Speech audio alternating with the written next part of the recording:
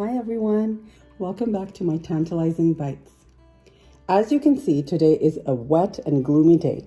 It is raining and it is cold, and I am just about to spice things up right now with some fresh hot pakora.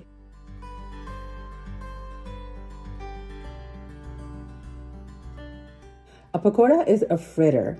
It is made with vegetables and gram flour.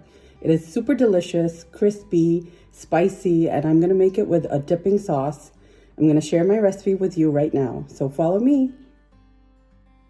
We're going to start off by thinly slicing 1 onion. Next, I'm taking 3 potatoes and cutting them shoestring style.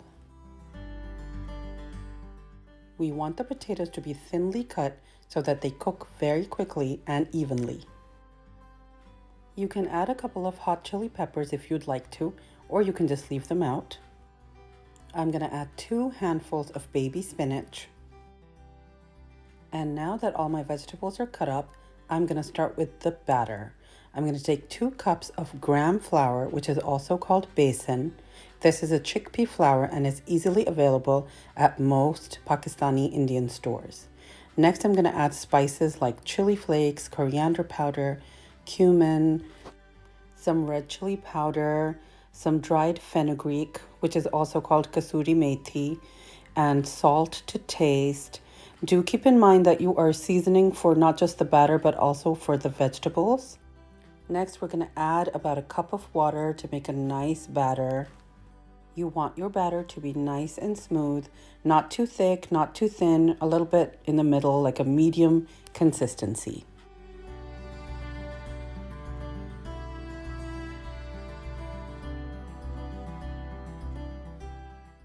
I also like to add a pinch of baking soda to my batter.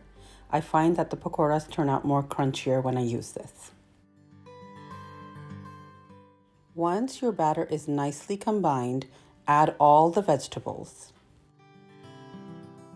Now you're going to mix this really well. You want to make sure that the vegetables are nicely coated with the batter. As you can see that the vegetables are coated lightly, they're not thickly coated with the batter, and that is what we want for a crispy pakora. And now it is time to fry. You're going to heat up enough oil for frying. We're going to start with high heat at first, and once the oil is nice and hot, we're going to lower it to a medium and start adding the batter in spoonfuls. Be careful not to overcrowd your pan. You're going to fry for a couple of minutes on each side or until both sides are nice and golden brown.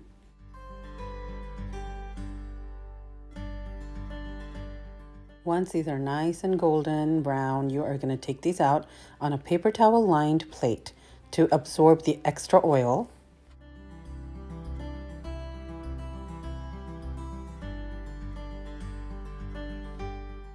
These are just irresistible. So golden, so crunchy, super duper delicious.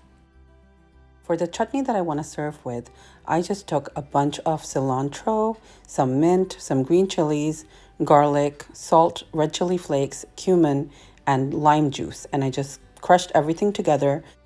You can just blend all of these things together in your blender and then add some yogurt, mix up really nicely, and there you have it. This delicious chutney is ready.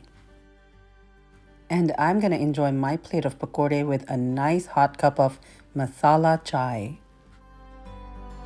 And there you go, guys. In just a few minutes, we have this delicious tea time snack ready. Crunchy, crispy vegetable pakora, delicious hot spicy chutney, and a wonderful soothing cup of chai.